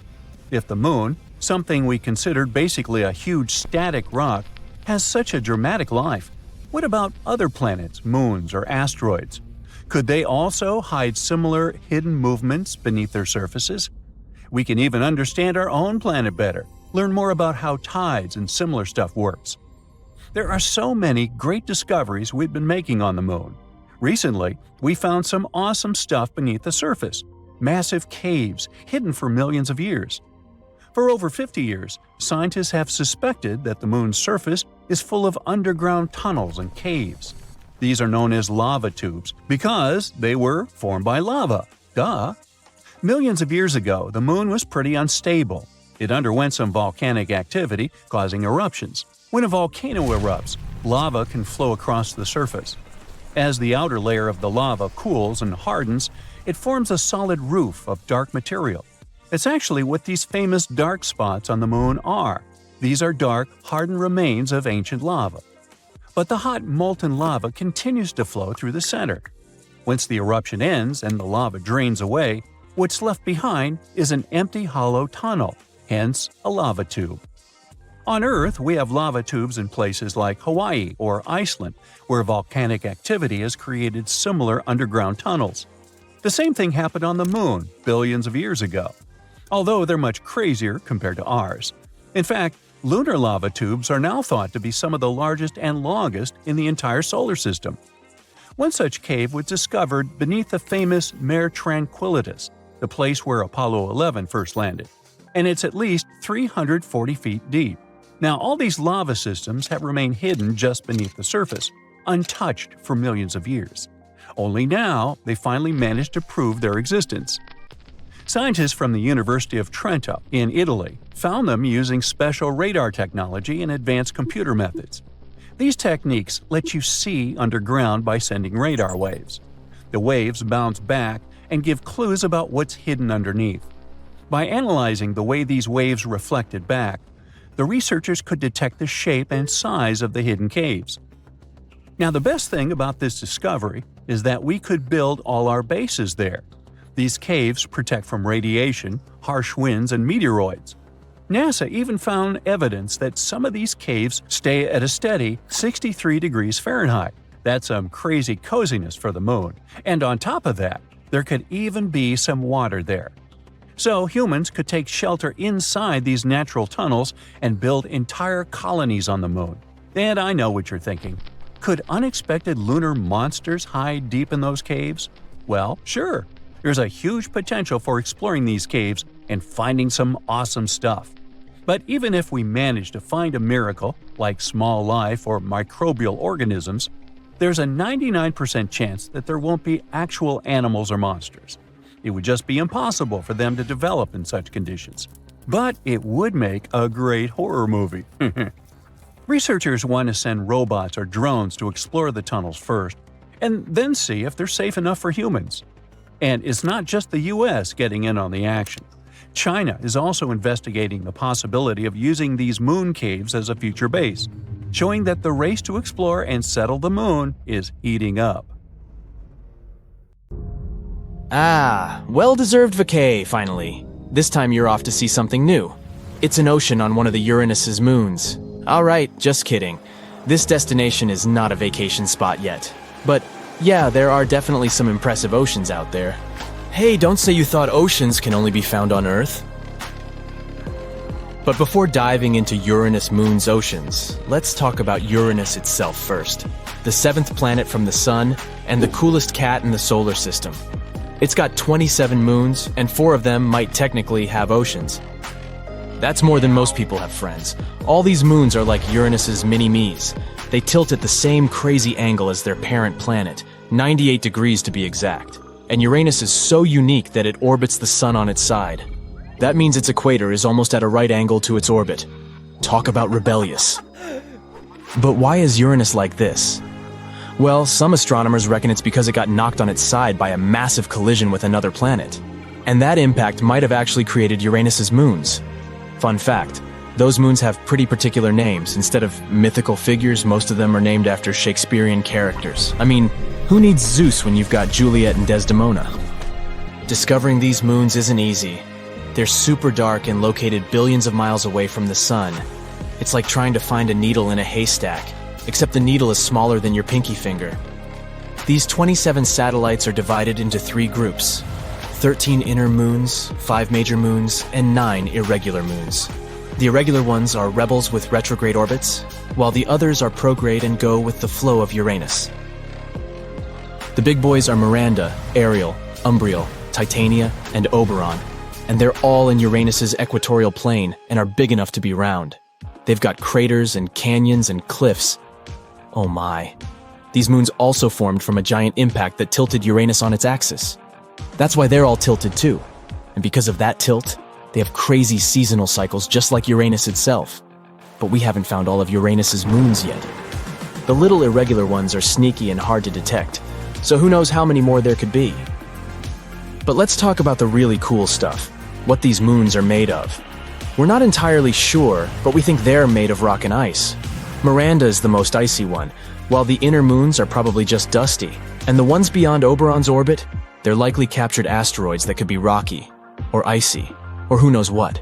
But here's what really sets Uranus's moons apart. They're all tilted together with Uranus. That's wild. Exploring these moons could teach us so much about how ocean worlds form and stay active. Titania is the biggest moon of Uranus, but it's still less than half the size of Earth's moon with a diameter of about 1,000 miles. It's also the 8th heaviest moon in the whole solar system. They named it after the fairy queen in A Midsummer Night's Dream. Titania's color is gray, and it has some shiny patches that scientists think are frost. It's made up of a mix of ice and rock, just like all the other moons close to Uranus. Oberon is the next biggest moon of Uranus, named after the fairy king in Shakespeare's play. It's almost the same size as Titania, and also has a half-ice/half-rock composition. But Oberon's surface is way more cratered than the other Uranian moons. Umbriel and Ariel are the 3rd and 4th largest moons of Uranus, with diameters of 726 miles and 718 miles respectively. Umbriel is named after a bad spirit in an old poem, and it's the darkest of all Uranus's big moons. It only reflects 16% of the light that hits it. Scientists don't know why it's so dark, but they think a bright ring around a crater might be caused by frost deposits. Ariel is the brightest of all Uranus's big moons, and it reflects over a third of the light that hits it. It's named after characters in both Pope's poem and Shakespeare's play. Ariel looks like the youngest moon because it only has a few small craters from recent collisions. Miranda is the smallest of all these big moons with a diameter of about 292 miles. NASA says it looks like it's made up of parts from different bodies, like a Frankenstein's monster. Miranda has 3 big features called coronae that are unique to it. They're lightly cratered with ridges and valleys, and they're separated from older and more heavily cratered parts of Miranda by sharp boundaries. It also has giant canyons that are up to 12 times deeper than the Grand Canyon. Scientists don't know why Miranda has such different features, but one theory is that it got smashed apart by a huge collision and then put back together all wonky. All these big Uranian moons are stuck facing Uranus all the time, just like Earth's moon. Uranus has got some seriously dope features, but the ring system is where it's at. And get this, the ice giant's moons actually have a hand in shaping those rings. Uranus has 13 inner moons and 13 faint rings, and they're all connected like one big cosmic family. Cordelia and Ophelia are like the guardians of the outermost ring, Epsilon. These 2 shepherd moons keep all the particles together, with Cordelia being the closest to Uranus's surface. But here's the kicker. There are at least 8 other tiny satellites hanging around in that area, making things super crowded. NASA is still scratching their heads trying to figure out how they don't all crash into each other. The inner moons are half ice and half rock, but we don't know much about the outer ones. NASA thinks they might just be asteroids that got caught up in Uranus's gravitational pull. Either way, Uranus and its moon squad are definitely out of this world. Apparently, Uranus's moons might have salty oceans hiding under their frozen surfaces, and the farthest ones from Uranus, Titania, and Oberon could have oceans that are 30 miles deep. That's deeper than the Mariana Trench, 7 miles. but even Ariel and Umbriel might have oceans around 19 miles deep. NASA used some fancy computer modeling and revisited data from their Voyager 2 spacecraft, launched way back in 1977, to figure out the makeup and structure of these moons. They found that Titania is huge enough to keep its internal heat and prevent its ocean from freezing. But get this, the other moons might have a chance at having warm oceans too. The researchers discovered potential sources of heat in the moon's rocky mantles that could release hot liquid and keep the oceans warm. And guess what? The oceans might even be warm enough to theoretically support life. The study also found that chlorides and ammonia are likely abundant in the oceans of these moons. Ammonia acts as antifreeze, and salts in the water could also help maintain the ocean's temperature. Now you might be thinking, how can these icy moons have liquid water? Well, turns out their internal heat and some chemicals could make it happen. For example, a study revealed that chlorides and ammonia are likely abundant in the oceans of these moons. Ammonia acts as an antifreeze, and salts in the water could also help maintain the ocean's temperature. And if these moons really do have oceans, that means there could be other ocean worlds in our solar system and beyond. But don't get too excited.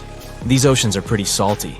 About 150 grams of salt for every liter of water. That may not be saltier than Utah's Great Salt Lake, but still. As for Uranus's fifth biggest moon, Miranda, welp, it might have had an ocean at some point, but it probably froze over pretty quickly. Poor little guy. Anyway, NASA is thinking about sending a mission to Uranus to learn more about these icy giants and their moons. They're calling it the Uranus Orbiter and Probe, UOP. Sounds like a party to me. So yeah, technically there might be not 4 but even 5 oceans, but there's still much to learn and explore. For decades now, scientists have been discovering new planets outside our solar system. By 2023, we've found more than 5,000 of them, and many of these exoplanets could potentially even have life. Now, if you're ready for a wild ride through space, let's find out what potentially habitable planets we've discovered in the last few years. LP890-9b and LP890-9c. Buckle up because we're heading to LP890-9, a red dwarf star located a whopping 105 light-years away from Earth. This star is quite cool compared to our Sun, in terms of temperature, of course. It has a temperature of about 4,700 degrees Fahrenheit. Now, this little guy may be small, but it's packed with surprises. For example, 2 exoplanets orbiting around it. Moreover, both of these planets are likely terrestrial, meaning they are rocky, just like Earth. First up, we have LP90-9b, which was discovered in 2022 using the TESS telescope and later confirmed by the Speculoos telescope. This planet is a super-Earth, weighing in at about 13 times the mass of our own planet. It's also slightly bigger than Earth, with a radius about 1.3 times larger. And if you thought Mercury's orbit around the Sun was quick, just wait until you hear about LP890-9b. It takes about 3 days to complete 1 lap around its star. Imagine falling asleep in freezing winter and waking up in hot summer. But the real showstopper here is LP890-9c. This one was discovered by the Speculoos telescope. It's a bit further out from the star and takes a leisurely 2.5 times longer to orbit than LP890-9b. It's also a bit larger than Earth. But its real claim to fame is its location within the habitable zone of its star. That means it could potentially have liquid water on its surface and a climate suitable for life. Now this planet becomes a prime candidate for studying its atmosphere using the James Webb Space Telescope. But hold on. It's not all sunshine and rainbows for LP890-9c. It's also really close to its star, meaning it's full of radiation that could potentially make it less habitable. And to top it off, it's tidally locked, just like our moon. That means one side of the planet is always facing the star and is incredibly hot, while the other is always in the dark and really cold. Scientific models suggest that this planet could be more like Venus in terms of its atmosphere and climate. And Venus isn't known for being human-friendly. But despite these challenges, LP890-9c is still a fascinating exoplanet worth studying further. Who knows what secrets it may hold? Let's move on to the next candidates. GJ-1002b and GJ-1002c. An international team of scientists, led by researchers at the Instituto de Astrofísica de Canarias, has found two Earth-like planets just 16 light-years away from our solar system. They both orbit a red dwarf star called GJ-1002. Our Sun is a yellow dwarf, which means that GJ-1002 is much cooler and fainter than our own Sun. But that's okay. Both planets are very close to its star, so it shouldn't be too cold or dark on them. These planets, called GJ-1002b and GJ-1002c, are both in the habitability zone of their star, meaning they could potentially support life. Also, both of them have masses similar to that of Earth. GJ-1002b is the inner planet and takes about 10 days to orbit its star, while GJ-1002c takes a little over 21 days. These planets are great candidates for studying their atmospheres and could even be targets for future missions to search for signs of life. The most important thing is that these two planets could potentially support life, and that's pretty cool. Plus, the fact that they're located so close to us means that we might be able to visit them someday. Well, maybe not us personally, but you know. And maybe one day, we'll even find some extraterrestrial life on one of these planets. Now that would be out of this world. But moving on to the next one.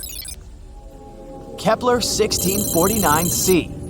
Kepler 1649c, also known as the Lost Exoplanet, was rediscovered in 2022 by scientists using data from NASA's Kepler spacecraft. This exoplanet is located about 300 light-years away from Earth and orbits a small, cool star called Kepler 1649. It's about the same size as Earth, and just like the previous ones, it's located in the habitable zone of its star. Initially, the data about this planet was discarded. A special computer program called RoboVetter, written to automatically sift through the volumes of Kepler data, labeled this candidate as a false positive. In other words, the program thought it was just some kind of an error or interference. Fortunately, the researchers double-checked such things, and when rechecking the data, they managed to rescue poor Kepler 1649c. Now we know that this is a terrestrial planet just like Earth, and if it really does contain water, there could even be life there. But don't pack your bags just yet. There are still many unknowns about Kepler 1649c. For example, we don't know what its atmosphere is like or what kind of surface it has. It's also possible that the planet is tidally locked, just like LP 890-9c. That would be, unpleasant. That's why Kepler 1649c is definitely worth further study. Maybe it turns out to be a perfect place for us to set up a vacation home in the future. Just make sure to bring plenty of sunscreen since the planet is pretty close to its star and things could get pretty toasty. Kepler 1638b. This exoplanet is located about 5,000 light-years from Earth in the constellation Cygnus. It's also located in the habitable zone of its star. It was discovered in 2020 by the Kepler spacecraft through the process called transiting. They basically take a bunch of photos of the star at different times. After that, the programs analyze these photos and look for small spots and dots on them. These tiny dips in brightness may mean that a planet was passing by the star. Kepler 1638b is a bit of an oddball compared to most exoplanets we've found so far. It's about 4 times the mass of Earth and has a radius about 2 times that of Earth, making it a super-Earth exoplanet. Its orbital period is about 260 days, which is quite close to our Earth, and that's great. Finally, at least somewhere, winter and summer will flow normally. Kepler 1638b could have some liquid water there. That's why it's also a good candidate for further study, to see if it could potentially support life. Let's hope that we'll find out more about this planet in the future. And finally, the last one. Kepler 438b. Kepler 438b is an exoplanet located approximately 640 light-years away from Earth in the constellation Lyra. It was discovered in 2015 by the Kepler Space Telescope. One of the most interesting things about Kepler 438b is its size and location. It's about the same size as Earth and also orbits within the habitable zone of its star. But there are a few catches. For one, Kepler 438b orbits around a red dwarf star, which are known for their high levels of solar radiation and flare-ups. This could make the surface of the planet too hostile for life as we know it. In addition, Kepler 438b has a much shorter year, only around 35 Earth days long. This could lead to extreme temperature fluctuations on the planet's surface, but maybe it's home to some hardy extraterrestrial life forms that have adapted to its unique conditions. Or maybe not. Either way, it's definitely worth keeping an eye on. This is a small list of exoplanets that we've discovered in recent years. Now, with the use of new technologies, we'll be able to find new exoplanets much more often. Let's hope that at least a few of them will really be inhabited.